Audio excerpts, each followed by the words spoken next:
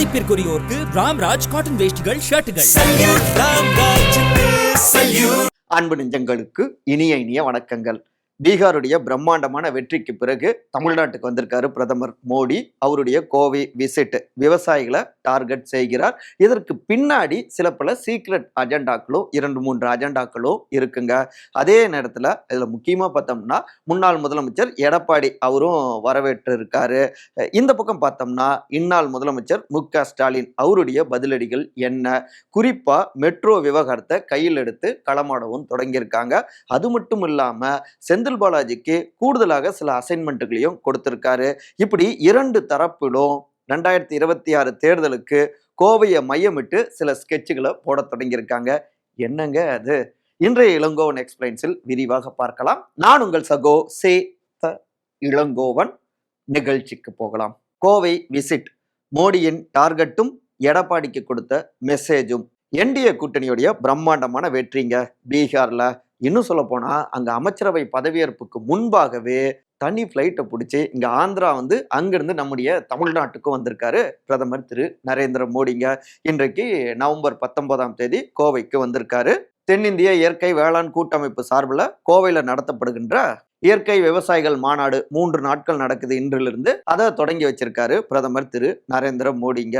இங்க தமிழ்நாட்டில் பார்த்தோம்னா அமைச்சர் திரு வெள்ளக்கோவில் மு.பே. சுவாமிநாதன் அவரு வரவேற்புக்கு போயிருக்காரு. அப்புறம் ஆளுநர் திரு ஆர்.என். ரவி பிரதமரை வரவேற்றாரு. குறிப்பா முன்னாள் முதலமைச்சர் அதிமுகவுடைய பொதுச் செயலாளரான திரு எடப்பாடி கே. பழனிசாமி அவரும் பிரதமரை வரவேற்றாருங்க. பெரிய வரவேற்புக்கு பிறகு பிரதமர் திரு நரேந்திர மோடி அவர் மைக் பிடிக்கிறாரு. நம்முடைய தாய் தமிழ்ல சில விஷயங்களை அவர் பேசியிருந்தாரு. குறிப்பா தென்னகத்துடைய சக்தி பீடம் கோவை. இன்னும் குறிப்பிட்டு சொல்லணும்னா நம்முடைய ஒட்டுமொத்தமான தேசத்துக்கு மிகப்பெரிய பங்களிப்பு செய்கிறது கோவையுடைய ஜவுளித்துறை அப்படின்னு பெருமிதமாக மண்ணின் பெருமையை பதிவு செஞ்சாருங்க பிரதமர். அதற்கடுத்து தமிழ்நாட்டில் கடவுள் முருகன் அவருக்கு தேனையும் திணையும் படைப்பாங்க. கம்பு, திணை இவை எல்லாமே தமிழ்நாட்டுடைய முக்கியமான உணவுகள், இயற்கை உணவுகள் அப்படின்னு அந்த ஃபீலிங்ஸையும் தொட்டு பேசினாரு. குறிப்பா இயற்கை வேளாண்மை தான் சரி, தமிழ்நாட்டுடைய உணவு பழக்க வழக்கத்திலேயே நிறைய அளவுல இயற்கை உணவுகள் இருக்கு, இதெல்லாம் ஆரோக்கியம் அப்படின்னு பதிவு செய்யறாரு.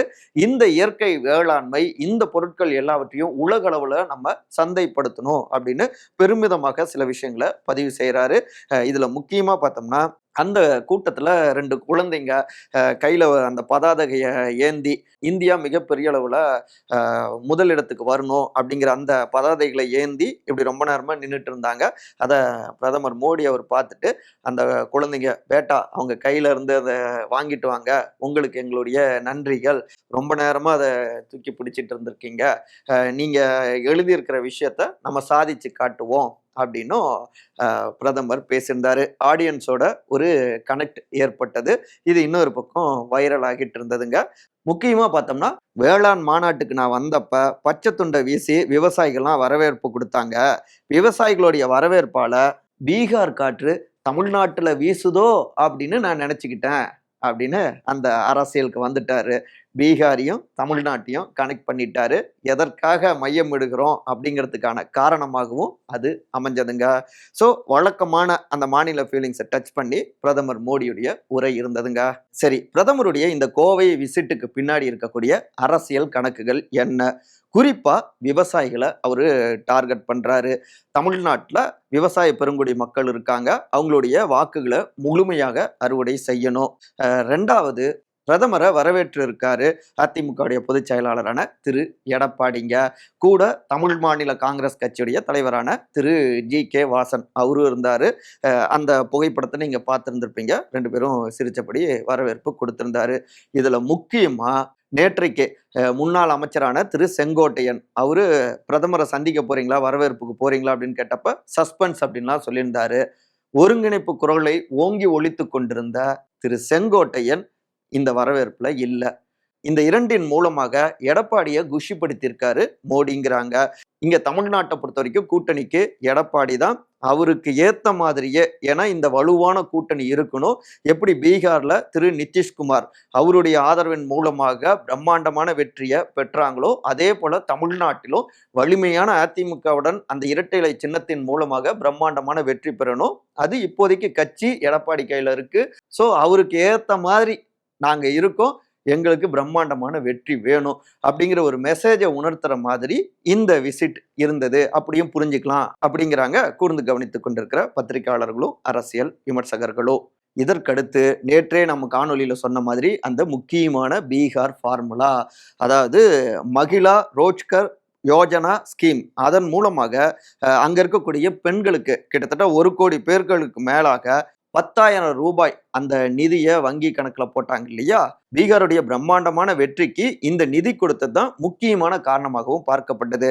ஏன் வியூக வகுப்பாளரான ஜன்சுராஜ் பார்ட்டியுடைய திரு PK பிரசாந்த் கிஷோர் அவரும் கூட நீங்க இந்த நிதியை கொடுத்தா வெற்றியை பெற்றுட்டீங்க அப்படின்னு இப்ப தேர்தல் முடிவுகளுக்கு பின்னாடி விமர்சனமும் செஞ்சிருக்காரு. ஒவ்வொரு வீட்டுக்குள்ளாரையும் அந்த சுளையா அந்த 10,000 ரூபாய் போயிருக்கு. அது மட்டும் இல்லாம பரப்புரை நேரத்துல அந்த கடனை நீங்க திருப்பி கட்ட வேணாம், அது மாதிரியாக நாங்க ஏற்பாடு பண்ணுவோம் அப்படின்னு திரு நிதிஷ்குமார் சொல்லியிருந்தாரு. ஸோ இது எல்லாமே பீகார்ல எப்படி ஒரு பிரம்மாண்டமான வெற்றியை கொடுத்ததோ அதே போலதான் இங்க கோவையில விவசாய பெருங்குடி மக்கள், நாடு முழுக்கவே சுமார் 9 கோடி விவசாய பெருங்குடி மக்களுக்கான அந்த 18,000 கோடி ரூபாய் கிஷான் சம்மன் நிதி அதை விடுவிச்சிருக்காரு. குறிப்பா தமிழ்நாட்டில் பார்த்தோம்னா 21,80,204 விவசாய பெருங்குடி மக்களுக்கு கிட்டத்தட்ட 436 கோடி ரூபாய் நிதியை இப்ப இந்த கோவையில இருந்து கொடுத்திருக்காருங்க அவங்களுடைய வங்கி கணக்குக்கு. அதாவது இந்த ஆண்டுடைய இறுதியில விவசாய பெருங்குடி மக்களுக்கு கொடுக்கப்பட்ட ஒரு போனஸாகவும் இதை வர்ணிக்கிறாங்க பாஜகவினர், அதிமுகவினர். இந்த நிதி கிராமங்கள் வரை போகுது இல்லையா, இது ஒரு ஆதரவை பெருக்கும்.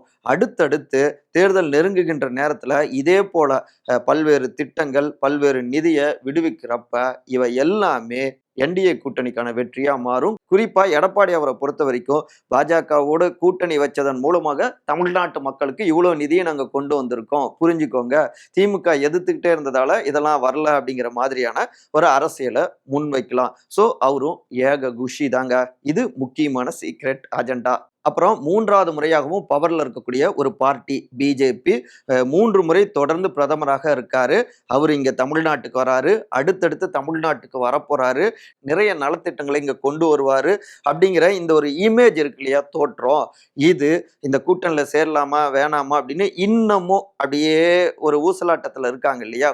நமக்கான டைம் வரட்டும் அப்படின்னு பல்வேறு பார்ட்டிஸ் தமிழ்நாட்டில் அவங்க எல்லோரையும் இந்த பக்கம் கொண்டு வருவதற்கான ஒரு தொடக்கமாகவும் இது இருக்கும், ஒரு நம்பிக்கையை ஏற்படுத்தும் அப்படின்னும் ஒரு கணக்கு போடுறாங்க. அதற்கேற்ற மாதிரி தான் முன்னாடியே பார்த்தோம்னா திரு GK வாசனும் கூட இன்னும் நிறைய கட்சிகள் NDA கூட்டணியில் சேருவாங்க அப்படின்னு அவர் தெரிவிச்சிருக்காரு. ஸோ வலுவான கூட்டணிக்கான அடித்தளத்தையும் இந்த விசிட்டின் மூலமாக போட்டிருக்காரு பிரதமர் மோடி. அவரு ஃபுல்லா அவரை தான் காமிக்கிறாங்க இமேஜ், ஆனா பின்னாடி இருந்து எல்லா சூத்திரத்தையும் வகுத்து கொடுத்துட்டு இருக்காரு. அந்த ஃபார்முலா எல்லாமே உள்துறை அமைச்சரான திரு அமித்ஷா அவருடையது அப்படின்னு தெரிவிக்கிறாங்க கமலாலயத்திலே இருக்கக்கூடிய சில சீனியர்களும் கூர்ந்து கவனித்துக் கொண்டிருக்கிற அரசியல் விமர்சகர்களும். மோடியை மிரட்ட நோ மெட்ரோ, ஸ்டாலினின் லேட்டஸ்ட் அட்டாக். பீகார் சட்டமன்ற தேர்தலுக்கு முன்பாகவே எப்படி தமிழ்நாட்டில் மதுரை, தஞ்சாவூர், அதாவது பிரதமர் திரு நரேந்திர மோடி, உள்துறை அமைச்சர் திரு அமித்ஷா இங்கெல்லாம் விசிட் பண்ணாங்களோ, இப்படி சவுத்து, டெல்டா அப்படின்னு டார்கெட் பண்ணி அந்த வேலைகளை அவங்க தொடங்கினாங்க. இப்ப பீகாருடைய சட்டமன்ற ரிசல்ட்டுக்கு பிறகு மேற்கு மண்டலம் கோவையை அவங்க டார்கெட் பண்ணியிருக்காங்க. தங்களுடைய வலுவான பிரதேசங்களை மேலும் வலுவாக்கி கொண்டோ அதன் மூலமாக ஆளுங்கட்சிக்கு குடைச்சல் கொடுக்கணும் அப்படிங்கிறதும் அவங்களுடைய ஒரு அரசியல் மெத்தேடா இருக்கு. இதை புரிஞ்சுக்கிட்டு தான் அவங்களுடைய பலமான பகுதியிலேயே நம்ம அடிக்கணும் அப்படின்னு தன்னுடைய வியூகத்தை மாற்றி அமைச்சாரு முதலமைச்சர் திரு MK ஸ்டாலின் அப்படிங்கிறாங்க அறிவாலயத்து சீனியர்கள். அதற்கேற்ற மாதிரியே அப்ரூவ்டு ரிஜெக்டட் அப்படின்னு ஒரு சித்திரத்தை, கேலி சித்திரத்தை பதிவிட்டு அந்த நோ மெட்ரோ அந்த விஷயத்த கையில் எடுத்திருக்காருங்க. அதாவது போதிய மக்கள் தொகை இல்லாததால, சுமார் 20 லட்சத்துக்கும் குறைவான மக்கள் தொகை இருக்கிறதால கோவை மற்றும் மதுரை மாநகருக்கான அந்த மெட்ரோ திட்டத்துக்கு மத்திய அரசாங்கம் அனுமதி மறுத்திருக்காங்க அப்படின்னு இதை திமுக உள்ளிட்ட கூட்டணி கட்சியினர் பாஜகவுக்கு எதிராக பரப்புரையாக முன் வச்சாங்க. குறிப்பா பிரதமர் மோடி இங்க வர அந்த நேரத்துல அதை ஒட்டி தான் கோயில் நகரான மதுரைக்கும் தென்னிந்திய மான்செஸ்டர் என்று அழைக்கப்படுகின்ற கோவைக்கும் நோ மெட்ரோ என நிராகரித்துள்ள ஒன்றிய அரசாங்கம் அப்படின்னு கடும் கண்டனங்களையும் பதிவு செஞ்சு அந்த கேலி சித்திரத்தையும் பதிவிட்டிருக்காரு. Approved, rejected. அதாவது பாஜகவுடைய ஆளும் மாநிலங்கள், அவங்களுக்கு ஏற்ற மாநிலங்கள்ல உத்தரப்பிரதேசம், குஜராத் அங்கெல்லாம் குறைந்த மக்கள் தொகை இருக்கிற இடத்துலையும் நீங்க மெட்ரோவை திட்டத்துக்கு நிதி கொடுத்துருக்கீங்க, ஆனா இங்க கொடுக்கல அப்படின்னு அந்த அரசியல தீவிரமா எதிர்பரப்புறைய முன் வச்சிருக்காங்க. முக்கியமா மதுரை நாடாளுமன்ற உறுப்பினரான தோழர் திரு சு வெங்கடேசன் அவருமே குருகிராம், புவனேஸ்வர், ஆக்ரா, மீரட் போன்ற நகரங்கள்ல மக்கள் தொகை 20 லட்சத்துக்கும் குறைவு தாங்க, ஆனா அங்க மெட்ரோ திட்டங்களுக்கு அனுமதி வழங்கியது எப்படி அப்படின்னு கேள்வி கேட்டிருக்காரு. ஓரவஞ்சனியா ஒன்றிய அரசாங்கம், பாஜக அரசாங்கம் நடந்துக்குது தமிழ்நாட்டுக்கு எதிராக அப்படின்னு அவரு கண்டனங்களை பதிவு செஞ்சிருக்காரு. கோவையுடைய நாடாளுமன்ற உறுப்பினரான திரு கணபதி ராஜ்குமார் அவருமே போபால் மற்றும் பாட்னாவிற்கு அனுமதி கொடுத்திருக்காங்க மெட்ரோ திட்டத்துக்கு ஒன்றிய பாஜக அரசாங்கம், ஆனா மதுரைக்கும் கோவைக்கும் அவங்க நிராகரிச்சிருக்காங்க அப்படின்னு தன் பங்குக்கு அவருமே பட்டாசை கொளுத்தி போட்டிருக்காருங்க. இதுல 2011 கணக்கெடுப்பு படிதான் அந்த 20 லட்சங்கிறது. இப்ப 2025 அங்க கோவை, மதுரை எல்லாம் எடுத்துக்கிட்டோம்னா 30 லட்சத்துக்கு மேற்பட்ட மக்கள் இருக்காங்க, வாக்காளர்களே அதிக அளவுல இருக்காங்க அங்க.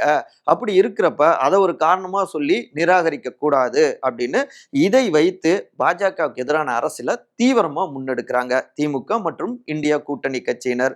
ஆனா சென்னை மெட்ரோ தரப்புல என்ன சொல்றாங்கன்னா, கோவை, மதுரை மாநகரத்துக்கான அந்த மெட்ரோ திட்டம் அது நிராகரிக்கப்படல. இது தொடர்பான விளக்க அறிக்கை விரைவில் வெளியிடப்படுங்க.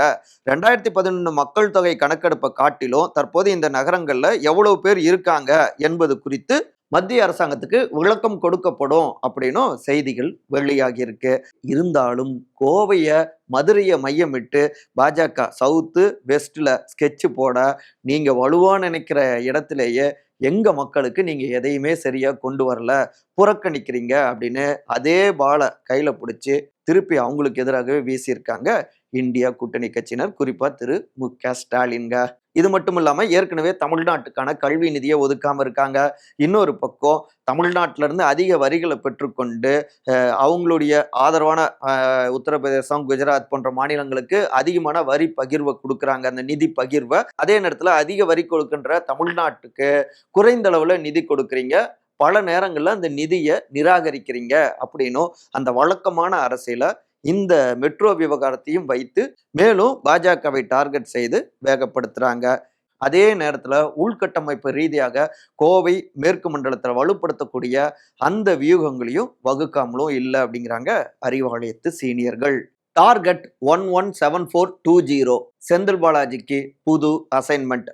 40வது நாள் சபதம். சட்டமன்ற தேர்தலை முன்னிட்டு டார்கெட் 200 சக்சஸ் ஆக்கணும் அப்படிங்கிறதுக்காகவே ஒவ்வொரு தொகுதியிலையுமே திமுக நிர்வாகிகளை 1 to 1 சந்திக்கிறார் இல்லையா முதலமைச்சரும் திமுகவுடைய தலைவருமான திரு மு.க. ஸ்டாலின். உடன்பிறப்பே வா அந்த நிகழ்ச்சியின் மூலமாக இதுல ஏற்கனவே 86 தொகுதிகள் கவர் பண்ணிட்டார் இல்லையா. இதுல 40வது நாளாக நேற்றைக்கு நவம்பர் 18ஆம் தேதி கோவை மாவட்டத்துல சூலூர், கிணத்துக்கடவு, வால்பாறை இந்த 3 சட்டமன்ற தொகுதிகளுடைய நிர்வாகிகளையும் சந்திச்சாரு மு.க. ஸ்டாலின்ங்க. இந்த 3 தொகுதிகளுடைய நிலவரம் எப்படி, கட்சியுடைய சூழல் எப்படி அப்படின்னு சில விஷயங்கள், அந்த வழக்கமான சில விஷயங்கள் பேசிட்டு லேட்டஸ்டாக எஸ்ஐஆர் பணிகள் எப்படி போயிட்டு இருக்கு அப்படின்னு கேட்டிருந்தாங்க.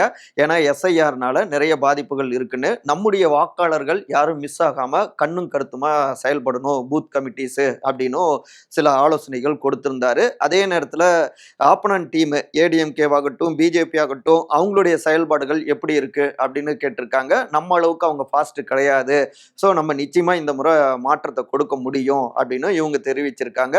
கோவை மாவட்டத்துல இந்த முறை நம்முடைய கணக்கு தொடங்கப்படணும், உங்க தொகுதிகளில் நீங்க வெற்றி பெறணும் அப்படின்னும் கட்டளையும் போட்டிருக்காரு எங்களுடைய தலைவர் அப்படின்னும் மேற்கு மண்டலத்துல அந்த தொகுதிகளுடைய உடன்பிறப்புகள் தெரிவிக்கிறாங்க. அதே நேரத்துல இந்த மேற்கு மண்டலத்துல கிட்டத்தட்ட 39 தொகுதிகளுக்கு பொறுப்பாளர் அப்படின்னு பார்த்தோம்னா முன்னாள் அமைச்சரான திரு செந்தில் பாலாஜிங்க. அவரிடமும் சில ஆலோசனைகள் ஓடி இருக்கு. மேற்கு கிட்டத்தட்ட 20 ஆண்டுகளாகவே அது அதிமுகவுடைய ஒரு கோட்டையாக இருக்கு. அதுலயும் இந்த தேர்தல் 2021 கோவை மாவட்டம் எடுத்துக்கிட்டோம்னா 10லயுமே தோல்வியை சந்திச்சிருக்கு திமுக. அது அதிமுக கோட்டை. இப்ப கூடுதலாக பாஜகவும் கை கொடுத்து பலம் பொருந்திய ஒரு மேற்கு மண்டலமா இருக்கு. அங்க அவங்களுடைய தோல்வி முகத்தை பார்க்கணும், அதுக்கு என்ன திட்டங்கள் வச்சிருக்கீங்க, அந்த வேலைகளில் ஈடுபடுங்க அப்படின்னும் சில ஆலோசனைகள் கொடுத்துருக்காங்க அப்படிங்கிறாங்க. இதுல குறிப்பா பார்த்தோம்னா கோவை மாவட்டம் எடுத்துக்கிட்டோம்னா 10 தொகுதிகள்னாலும் சில தொகுதிகளில் நூலிலையில தான் வெற்றி வாய்ப்பை திமுக இழந்திருக்கு. ஸோ அதுல கூடுதல் கவனம் செலுத்தணும் அப்படின்ட்டு இருக்காங்க. ரெண்டாவது, போன தேர்தலில் தோல்விக்கு முக்கியமான காரணம் மக்கள் நீதி மையம். ஆனா இந்த முறை அவங்க நம்முடைய கூட்டணியில இருக்காங்க. திரு கமல்ஹாசன் அவருடைய பரப்புரையும் குறிப்பா மொழி வழி சிறுபான்மையினர், அடுத்து மைனாரிட்டிஸ், இப்படி பொதுவானவர்கள் அனைவரிடமும் ஒரு ஆதரவு இன்னும் கூடுதலாக நம்ம பக்கம் திரும்பும். அது மட்டும் இல்லாம கிரவுண்ட் லெவல்ல நம்ம டீமும் இறங்கி வேலை பார்க்கறதால நிச்சயமாக இப்போதைய நிலையிலேயே ஒரு 5 தொகுதிகளில் திமுக கூட்டணி அமோகமாக வெற்றி பெறும் அப்படின்னு சில விஷயங்கள் சொல்லியிருக்காங்க. அடுத்ததாக மிக முக்கியமாக பார்த்தோம்னா கோவை மாவட்டம் எடுத்துக்கிட்டோம்னா அந்த வெற்றி வித்தியாசம். இப்ப இவங்க டார்கெட் செஞ்ச அந்த 3 தொகுதிகள் பார்த்தோம்னா சூலூர்ல 31,932 வாக்குகள் வித்தியாசத்துல திமுக தோல்வியை சந்திச்சிருக்கு. வால்பாறை எடுத்துக்கிட்டோம்னா 12,223 வாக்குகள் வித்தியாசத்துல தோல்வி அடைஞ்சிருக்காங்க. அதுவே கிணத்துக்கடவு தொகுதி எடுத்துக்கிட்டோம்னா வெறும் 1095 1095 ஓட்ஸ், அதுலதான் வெற்றி வாய்ப்பை இழந்திருக்கு திமுக நூலிலையில. ஸோ இந்த 3 தொகுதிகள்லையும் கூடுதல் கவனம் செலுத்தணும். முக்கியமா சூலூர் அப்படின்னு எடுத்துக்கிட்டாலே அது அதிமுகவுடைய கோட்டைன்னு வர்ணிக்கப்பட்டு இருக்கு. அதை உடைக்கிறதுக்கு என்ன திட்டம் வச்சிருக்கீங்க அப்படின்னு கேட்டிருக்காங்க.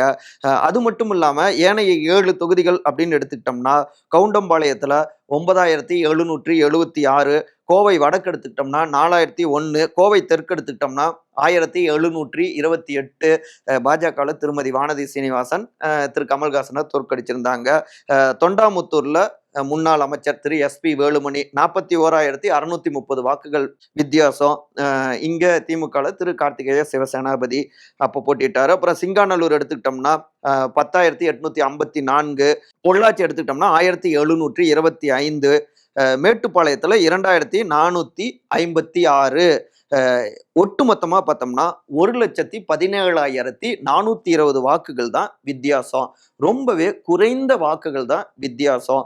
இதுல மேட்டுப்பாளையம், பொள்ளாச்சி, கிணத்துக்கடவு, கோவை வடக்கு, கோவை தெற்கு கொஞ்சம் ஃபைட் பண்ணோம்னா கவுண்டம்பாளையம், இங்கெல்லாம் நிச்சயமாக நம்ம வெற்றி பெற முடியும். நூலிலை அளவுல தான் போன முறை தோல்வி அடைஞ்சிருக்கோம். ஸோ கவனம் செலுத்துங்க அப்படின்னும் அந்த டாஸ்க் கொடுக்கப்பட்டிருக்குங்க செந்தில் பாலாஜி அவருக்கு. அதுக்கேற்ற மாதிரி தான் அங்கே நிர்வாகிகள் எல்லாம் மாற்றி மாற்றி அமைச்சிட்டு இருக்காங்க. அனைத்து சமுதாயத்தினரையும் கவர் பண்ற மாதிரி அங்க புதிய நிர்வாகிகளையும் நியமிச்சிட்டு இருக்காங்க. இன்னொரு பக்கம் எதிர்கூட்டணிக்குள்ளார இருக்கக்கூடிய குழப்பங்களையும் தங்களுக்கு சாதகமாக பயன்படுத்த நினைக்கிறாங்க. உதாரணமா சொல்லணும்னா கோவையில் பாஜகவும் வலுவாக இருப்பதால எங்களுக்கும் இங்க அதிக தொகுதிகள் வேணும் அப்படின்னு ஏடிஎம்கேவை டிமாண்ட் பண்ணிட்டு இருக்காங்க. போன முறை ஒரு தொகுதி, இப்போ குறைஞ்சது 5ஆவது வேணும்னு கேட்கறாங்க. அந்த முரண்பாடுகளை நமக்கு சாதகமா பயன்படுத்திக்கணும் அப்படின்னு நினைக்கிறாங்க. அங்க ஒரு தொகுதியை திமுக கூட்டணி இந்த முறை ஜெயிச்சாலும் அது அதிமுகவுக்கு பெரிய அடி மாதிரியா தான் இருக்கும். ஸோ அவங்க தோத்துறக்கூடாதுன்னு அவங்க செயல்படுறப்ப அந்த பதற்றமே நிறைய தப்பு செய்ய வைக்கும். நமக்கு அது லாப கணக்கா மாறும் அப்படின்னும் சில சூத்திரங்களா வகுத்து கொடுத்திருக்காரு செந்தில் பாலாஜி. எங்களுக்கு நம்பிக்கை கொடுத்திருக்காரு, நிச்சயமா வெற்றி பெறுவோம் அப்படிங்கிறாங்க மேற்கு மண்டலத்து உடன்பிறப்புகள். நம்ம காணொலியுடைய நிறைய பகுதிக்கு வந்தாச்சுங்க. தேர்தல் 2026லனாலும் சமகால அரசியல் காட்சிகள்லாம் பார்க்குறப்ப அந்த பரபரப்பான அந்த அனல் இப்பவே தொடங்கிருச்சுன்னு புரிஞ்சிக்க முடியுதுங்க. நிறைய சுவாரஸ்யங்கள் காத்துட்டு இருக்கு, பார்க்கலாம். மற்றபடி இதே போன்ற அரசியல் சார்ந்த காணொலிகளுக்கான விகடன் டிவியை சப்ஸ்கிரைப் பண்ணுங்க. மறக்காம உங்களுடைய சிறந்த கருத்துக்களை கருத்துரை பகுதியில் பதிவு செய்யுங்க. முக்கியமா மோடி அவரு இங்க சில திட்டங்களை கொண்டு வராரு இல்லையா, விவசாயிகளை டார்கெட் பண்ணி, இதற்கு பதிலடியாக ஸ்டாலின் அவர்கிட்டயும் சில புதிய திட்டங்கள் இருக்குங்கிறாங்க. நாளைய காணொலியில பார்க்கலாம். அனைவரும் அன்பால் ஒருங்கிணைந்திருப்போம். நன்றி, வணக்கம். மதிப்பிற்குரியோருக்கு ராம்ராஜ் காட்டன் வேஷ்டிகள், ஷர்ட்டுகள்.